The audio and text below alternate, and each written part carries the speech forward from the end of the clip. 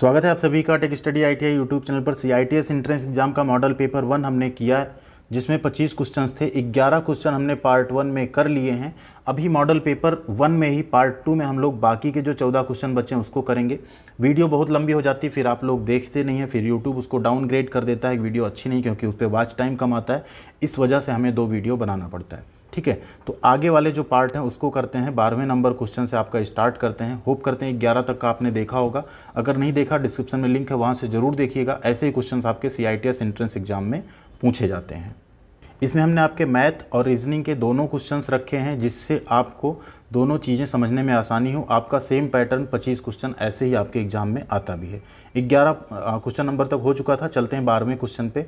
12वां question है, देखिए, किसी सांकेतिक भाषा में स्पीक को URGCM लिखा जाता है, तो लाफ को क्या लिखा जाएगा। देखिए, इसमें थोड़ा सा ना एक अच्छा सा रिलेशन होता है, आप उसको समझ जाएंगे तो आसानी से कर पाएंगे।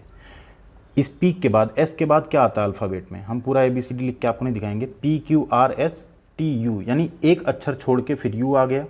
P के बाद क्या आता है, PQR, एक अक्षर PQ के बाद आपने जंप किया, R आ गया, यानी सब में +1 होता जा रहा है। E के बाद EFG, +1 किया, EFG आ गया। A के बाद ABC, K के बाद KLM, सब में आप +1 जंप किए तो आ गया। तो आप सेम क्या करिए, यहाँ पे लाफ लिख लीजिए, LAUGH, वहाँ पे आपको कॉपी पेन मिलेगा ही, पेन एंड पेपर। L के बाद क्या आता है, LMN, N आ गया। A के बाद क्या आता है, ABC, U के बाद क्या आता है, UVW, G के बाद क्या है, GHI, H के बाद क्या आएगा, HIJ। एक एक अक्षर आपने जंप किया, क्या बन गया आपका, NCWIJ। Right answer is option C, NCWIJ। Video पसंद आई तो लाइक ज़रूर कीजिएगा, क्योंकि आपके लाइक से ही यूट्यूब समझता है कि वीडियो अच्छी है और लोगों तक वीडियो पहुंचाता है। अपने दोस्तों के साथ भी शेयर कीजिएगा, जिससे सभी के एग्ज़ाम यहाँ पे अच्छे जा सकें। अगला क्वेश्चन है, देखिए यहाँ पे, 100 मीटर लंबी रेलगाड़ी 30 किलोमीटर प्रति घंटा की चाल से जाते हुए रेलवे लाइन के पास खड़े व्यक्ति को कितनी देर में पार करेगी। 11वें क्वेश्चन जैसा ही थोड़ा सा अलग है।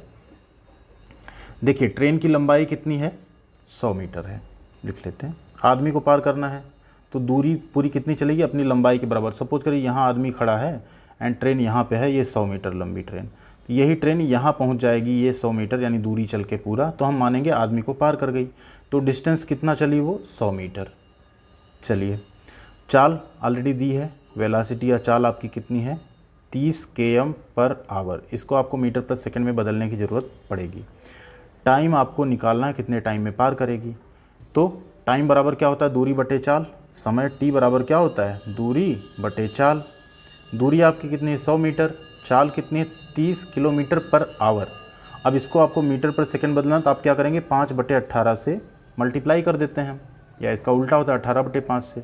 18 ऊपर पहुंच जाएगा, इसको याद रखिएगा। यहाँ लिख लेते हैं इसको अब। T बराबर कितना हो गया, 100/30 गुणे 5/18। आगे इसको सिंप्लीफाई करेंगे तो 18 ऊपर पहुंच जाएगा, 100 गुणे 18/30 गुणे 5। ठीक है, 5 20 कट गया, 18 दूनी 36/3, 36/3, 3 का पहाड़ा 36 में पढ़ें कितनी बार जाएगा, 12 3 36, यानी 12 सेकेंड में वो ट्रेन जो है उस आदमी को पार कर जाएगी। Option A 12 second. Question number 14 है, देखिए, वो भी उसी 12 वाले क्वेश्चन की तरह है। YZW को आप लिखते हैं BAD, तो ZXY को क्या लिखेंगे। देखिए यहाँ पे YZW, ठीक है, YZ एंड W को आप क्या लिख दिए, BAD। ठीक है, अब इसमें एक चीज़ आप नोटिस कीजिएगा कि इसमें जो अल्फ़ाबेट्स हैं ना, वो जस्ट उल्टे क्रम में हैं। मीन्स अगर Z है तो उसकी यहाँ A, Y है तो उसकी यहाँ B, Y से पहले क्या आता है X, X है तो उसकी यहाँ C, इस तरह से आएगा। इसमें जस्ट उल्टा है, मतलब Z का A तो Y का B, X का C, ठीक है, X के पहले W आएगा, उसका D, ये बन रहा है पैटर्न यहाँ पे। तो आपने क्या लिखा अभी, YZW को आपने लिखा BAD। तो अभी आप ZXY पे आइए। Z को आप क्या लिखेंगे, ऑब्वियस सी बात है A। Y को आप क्या लिख रहे हैं, Y को आप लिख रहे हैं B, तो AB आ गया। X को क्या लिखेंगे, XYZ, उधर से ABC यानी तीसरा अक्षर, तो ACB आपका यहाँ पे राइट आंसर हो जाएगा। ऑप्शन D ACB यहाँ पे राइट आंसर है। अगले क्वेश्चन पे चलते हैं। संख्या 32567809 में 8 का स्थानीय मान। 8 का स्थानीय मान बहुत ही आसान सा सवाल है, चौथी पाँचवीं क्लास का क्वेश्चन आप इसे कह सकते हैं। तो 8 का स्थानीय मान क्या हो जाएगा, इकाई दहाई सैकड़ा बनता है ना जो, तो कितना हो गया 800। ऑप्शन कौन सा, सी 800 आपका यहाँ पे 8 का स्थानीय मान हो जाएगा। आगे चलते हैं, क्वेश्चन नंबर 16 है 294 को किस छोटी से छोटी संख्या से गुणा करें कि गुणनफल एक पूर्ण वर्ग बन जाए। तो यहाँ पे क्या करेंगे, सबसे पहले आप करिए 294 का आप निकालिए LCM 2, ठीक है, आ गया 3, 3 चौक 12, 2 3 9 27, 7 7 7 1, ठीक है, 7 से आपने काटा, यहाँ 1 आ गया। अब अगर यहाँ इसका 294 का हम लोग गुणनखंड करें मान लीजिए, तो क्या आएगा 2 गुणे 3 गुणे 7 गुणे 7, या ये हो सकता है 2 गुणे 3 गुणे 7 का स्क्वायर। अब ये है इसका गुणनफल क्या हो जाए, एक पूर्ण वर्ग। ये पूर्ण वर्ग कब होगा, 7 का स्क्वायर तो हो गया, बट 2 और 3 को अपना पेयर नहीं मिला, यानी अगर 1 2 और हो जाए और 1 3 और हो जाए तो 2 स्क्वायर एंड 3 स्क्वायर, तो ये पूर्ण वर्ग बन जाएगा। तो यानी 2 गुणे 3 6 ऐसी संख्या है, 6 से अगर इसमें हम गुणा कर दें तो इसका गुणनखंड एक पूर्ण वर्ग बन जाएगा। तो ऑप्शन सी 6 हो गया आपका यहाँ पे, ठीक है। राइट आंसर क्या हो गया 6, यानी 6 से गुणा करने पे पूर्ण वर्ग बन जाएगा। अगला क्वेश्चन है आपका 3/7, 2/9, 4/13, 6/11। बहुत ज़्यादा पूछा जाता है ऐसा सवाल। 7/9 में से सबसे बड़ी भिन्न कौन सी है। देखिए इसका एक तरीका है, सबके हर को आप बराबर करिए, लेकिन वो बहुत बड़ा हो जाएगा। जब 1 2 भिन्न रहती तो ऐसा कर लेते हैं। तो यहाँ आप सिंपल तरीका अपनाइएगा, छोटी छोटी भिन्न है, सबको आप डिवाइड करके डेसिमल में कन्वर्ट कर लीजिए। जैसे 3/7 है, 3/7 को अगर आप डेसिमल में करेंगे तो कितना आएगा 30, 7 चौक 28, 7 दूनी 14, 8, लगभग 0.428 आ जाएगा। इसी तरह से 2/9 को भी आप कन्वर्ट कर लीजिए, आ जाएगा 0.22। 4/13 को कन्वर्ट कर लीजिए, आ जाएगा 0.307, ठीक है। इसी तरह 6/11 को कन्वर्ट करिए, आ जाएगा 0.545, एंड इसी तरह से आप 7/9 को कन्वर्ट करिए, ये आ जाएगा 0.77। तो देखिए दशमलव के बाद 4 है, 2 है, 3 है, 5 है, यहाँ 7 है। सबसे बड़ी भिन्न कौन सी हो गई आपकी 7/9। 7/9 क्या हो गई, सबसे बड़ी भिन्न हो गई। पूछा जाता सबसे छोटी भिन्न तो 2/9 हो जाती। तो यहाँ पे राइट आंसर क्या हो गया आपका 7/9 आपकी सबसे स्मॉलेस्ट फ्रैक्शन या भिन्न है यहाँ पे।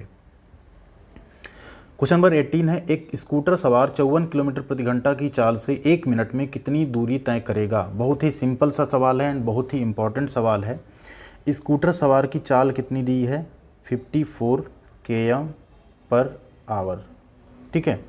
1 मिनट में तय दूरी बता रहा है, तो 1 घंटे में 1 आवर यानी 1 घंटे में कितना चल रहा है वो 54 किलोमीटर, ठीक है। 1 घंटे में अगर 54 किलोमीटर प्रति घंटा मतलब 1 घंटे में 54 किलोमीटर, तो 1 घंटे में कितने होते हैं 60 मिनट होते हैं, यानी 60 मिनट में वो 54 किलोमीटर चल रहा है। तो 1 मिनट में कितना चलेगा 54/60 किलोमीटर, ठीक है। 54/60 क्लियर है। अब यहाँ पे जो 54/60 है, इसको अगर हम यहाँ डिवाइड करना चाहें 6 से डिवाइड कर दें इसको, तो 6 9 54 एंड 6 9 60 कितना हो गया 9/10 किलोमीटर। ध्यान दीजिएगा अभी क्या है ये 9/10 किलोमीटर, लेकिन हमें निकालना किस में मीटर में। तो 1 किलोमीटर में कितने मीटर होते हैं 1000, ठीक है, बटे 10 काट दीजिए, कितना आ गया 900 मीटर की दूरी वो कवर करेगा 1 मिनट में, ठीक है। कितना चलेगा 900 मीटर। ऑप्शन सी 900 मीटर आपका यहाँ पे राइट आंसर हो जाएगा। आ गया समझ में, आगे बढ़ा जाए। क्वेश्चन नंबर 19 बहुत ही सिंपल सा सवाल है, एकदम सिंपल, जिसे हम कहते हैं हलवा क्वेश्चन, ठीक। 0.01 मल्टीप्लाई कर लेते हैं, 5 एकम 5, 1 2 3 4, 4 अंक के बाद डेसिमल, तो यहाँ पे हमें दशमलव लगा के 3 0 बढ़ा लेना है, 0.0005। राइट आंसर कौन सा हो गया ऑप्शन ए 0.0005। क्वेश्चन नंबर 20 है 988 रुपये की राशि पर 18% वार्षिक ब्याज की दर से 5 वर्ष के अंत में कितना साधारण ब्याज अर्जित होगा। तो साधारण ब्याज आई यानी इंटरेस्ट आई इक्वल होता है मूलधन गुणे दर गुणे समय, एन या टी से लिख सकते हैं आप, अपान 100। मूलधन कितना है 988, दर कितनी है 18%, समय कितना है 5 साल बटे 100 निकाल लेंगे।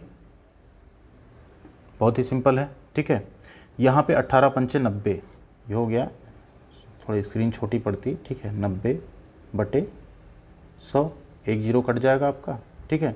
और सिंप्लीफाई करना चाहें आप इसको कर लीजिए, 2 से डिवाइड कर लीजिए इसको, ठीक है। 2 से अगर आप इसको डिवाइड करेंगे कितना आ जाएगा, 2 चौके 8, 1 9, 2 9 18 एंड 8 498 गुणे 9 रह गया ऊपर, ये आ गया 5।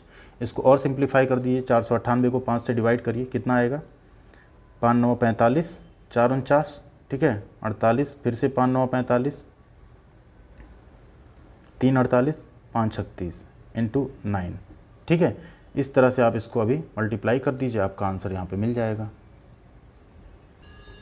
या आप चाहें जो आपका वहाँ समीकरण, कहाँ गया कुछ, जो आपका अभी समीकरण बना था, आप चाहें तो उसी के आगे सॉल्व कर सकते हैं और सिंपल तरीके से। 988 गुणे आपका 18 गुणे 5/100 था, ठीक है, यही था। यहाँ पे आप क्या करिए,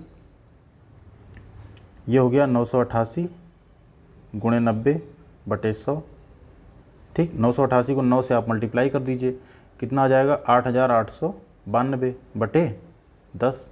अब एक डेसिमल लग जाएगा तो कितना हो गया, 889.2, आपका राइट आंसर हो जाएगा। 889.20 रुपीज़ आपको 18% की दर से अगर ब्याज मिलता है 5 साल के लिए, तो यहाँ पे साधारण ब्याज आपको मिल जाएगा। अगले क्वेश्चन पे चलते हैं। जैसे प्रकाश का संबंध है अंधकार से, वैसे ही ज्ञान का संबंध किससे है। तो अगर प्रकाश है तो उसका विलोम क्या है, अंधकार। ज्ञान का उल्टा क्या होता है, अज्ञान। राइट आंसर क्या हो जाएगा आपका, ऑप्शन डी, अज्ञान। अगले क्वेश्चन पे चलते हैं। ये क्वेश्चन थोड़ा सा ट्रिकी है एंड इसके हमें भी ये थोड़ा सा गलत भी लगा बट सही भी लगा। फाइनली आपको हम सॉल्व करने के तरीके से बताएंगे तो आपको शायद यहाँ पे समझ में आ जाएगा। बाकी अगर आपको इसमें कोई डाउट रहता तो आप ज़रूर हमें कमेंट करके बताइएगा इसे, ठीक है। तो यहाँ पे पहले इसे समझने की कोशिश कर लेते हैं। देखिए, एक दुकानदार क्या है, एक दुकानदार त्रुटिपूर्ण तराजू के माध्यम से वस्तुओं को खरीदते समय 10% का घोटाला करता है तथा बेचते समय भी 10% का घोटाला करता है। दोनों तरफ क्या कर रहा है, वो सिर्फ घोटाला कर रहा है। तो उसका लाभ प्रतिशत ज्ञात कीजिए। अब इसमें ये नहीं दे रहा है कि दोनों बार तराजू चेंज है। 10% का घोटाला मतलब खरीदते टाइम कम खरीद रहा है बट दिख ज़्यादा रहा है, बेचते टाइम कम बेच रहा है बट दिख ज़्यादा रहा है, ठीक है। एक ही तराजू से दोनों चीज़ें पॉसिबल नहीं है, बट जैसे भी है अभी हम यहाँ समझने की कोशिश करते हैं इसको।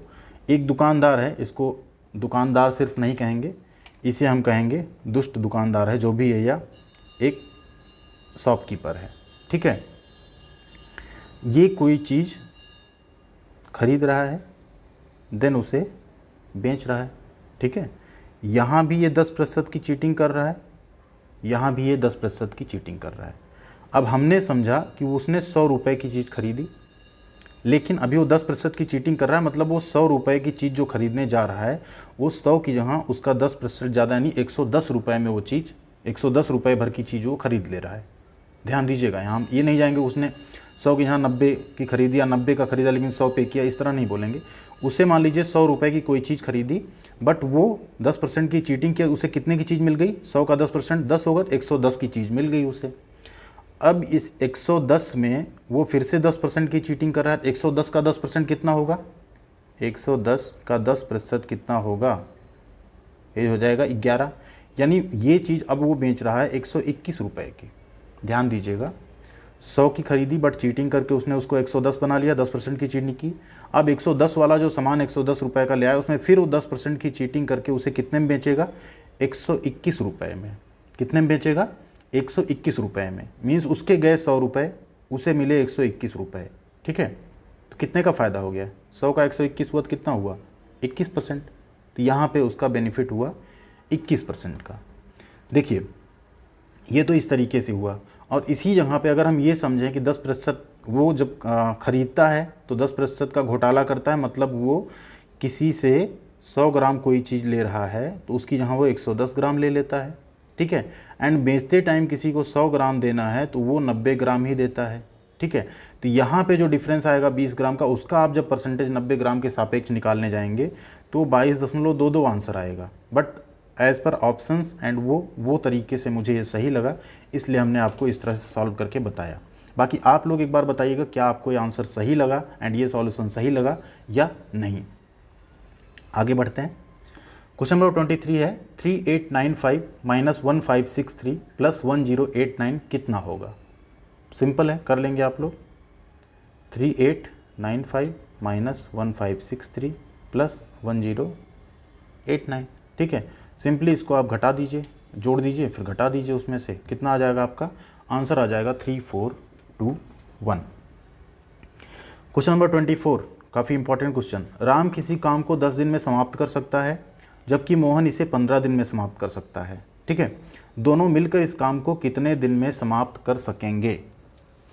राम कितने दिन में कर रहा है 10 दिन में, मोहन कितने दिन में कर रहा है 15 दिन में, ठीक है। दोनों मिलके कितने दिन में करेंगे इसकी यहाँ पे बात की जा रही है, ठीक है। तो चलो यहाँ पे निकालते हैं। राम क्या कर रहा है, राम जो है काम को 10 दिन में ख़त्म कर रहा है, मतलब राम का जो एक दिन का काम होगा कितना हो जाएगा 1/10। दिन उसी काम को मोहन 15 दिन में कर रहा है, मोहन का एक दिन का काम कितना हो जाएगा 1/15। अब ये दोनों जब एक साथ मिल के काम कर रहे हैं, इनके एक काम जो है एक दिन का काम कितना हो जाएगा। अगर हम r प्लस एम कर दें, यानी r प्लस एम का एक दिन का काम कितना होगा 1/10 प्लस 1/15। 10 और 15 का एलसीएम कितना आया 30, ठीक है। यहाँ आ गया 3 प्लस 2 यानी 5/30 या 5×6 30। तो r प्लस एम का एक दिन का काम कितना आ गया 1/6। तो ये कितने दिन में कंप्लीट कर लेंगे काम 6 दिन में, ठीक है। राम 10 दिन में कर रहा था, ये 15 दिन में, दोनों मिल के करेंगे तो कितने दिन में कर लेंगे 6 दिन में, ठीक है। क्योंकि दोनों मिल के एक दिन में काम का 1/6 हिस्सा कर ले रहे हैं। r प्लस एम मिल के एक दिन में कितना काम कर ले रहे हैं 1/6 हिस्सा कर ले रहे हैं। 1/6 हिस्सा यानी टोटल 6 हिस्सा काम का, 1/6 कर लिए, 6 दिन में काम कंप्लीट हो जाएगा, ठीक है। क्लियर है, यहाँ पे 6 दिन आपका राइट आंसर हो गया। अगला क्वेश्चन है 64,009 का वर्गमूल ज्ञात करना है आपको। 64,009 का वर्गमूल, चलिए निकाल लेते हैं, बहुत ही सिंपल सा है, ठीक है। सबसे पहले पीछे से हम लोग क्या करते हैं पेयर बना लेते हैं, ठीक है। यहाँ पे आ गया 4 2 6, नीचे कितना उतरा 40, 2 2 4, ठीक है। अब 4 का पहाड़ा 200 में अगर हम ले जाएं 1 41 42 43 और 45 5 बार, ठीक है। यहाँ 5 करिए, कितना आ गया 225। ये कितना हो गया 45 और 5 मिलके कितना हो गया 50। ये नीचे कितना बचा 15 और ये 09। 50 का 15 09 में अगर पहाड़ा ले जाएं 3 बार, ठीक है। 3 बार आप ले जाइए, 503 गुणे 3 आप करेंगे 1509 आ जाएगा। तो वर्गमूल कितना आ गया 253। यहाँ पे वर्गमूल हो गया 253। या इसका एक शॉर्टकट है, आपको नहीं आता है ऐसे निकालना तो आप क्या करिए 64,009 है, इन तीनों का ना आपस में आप गुणा करके देख लीजिए एक बार, तो अपने आप निकल आएगा। जिनका गुणा करने पे 64,009 मिल जाए वो वहाँ पे राइट आंसर हो जाएगा, ठीक है। जैसे 800 गुणे 800 अगर आप करते हैं यहाँ पे तो आपको बहुत बड़ी संख्या मिलेगी। 400 गुणे 400 भी करेंगे तो बड़ी मिलेगी। इस तरह से आप करेंगे यहाँ पे तो आप देखेंगे जो 253 है इसका आप जब 2 बार गुणा करेंगे 253 गुणे 253 तो आपको 64,009 मिल जाएगा, ठीक है। ये आपके 25 क्वेश्चन हो गए। मॉडल पेपर 1 आपका यहाँ पे कंप्लीट होता है। उम्मीद करते हैं आपने वीडियो को अच्छे से समझा होगा, आपको समझ भी आई होगी। तो अगर वीडियो पसंद आई तो लाइक कर दीजिएगा। मॉडल पेपर 2 भी आपको जल्दी मिल जाएगा। वीडियो को शेयर भी कीजिएगा। चैनल पे नए हैं तो सब्सक्राइब करके बेल आइकन को जरूर हिट कीजिएगा। Thank you very much. मिलते हैं अगले अपडेट के साथ अगले वीडियो में, बने रहिएगा तब तक चैनल पे।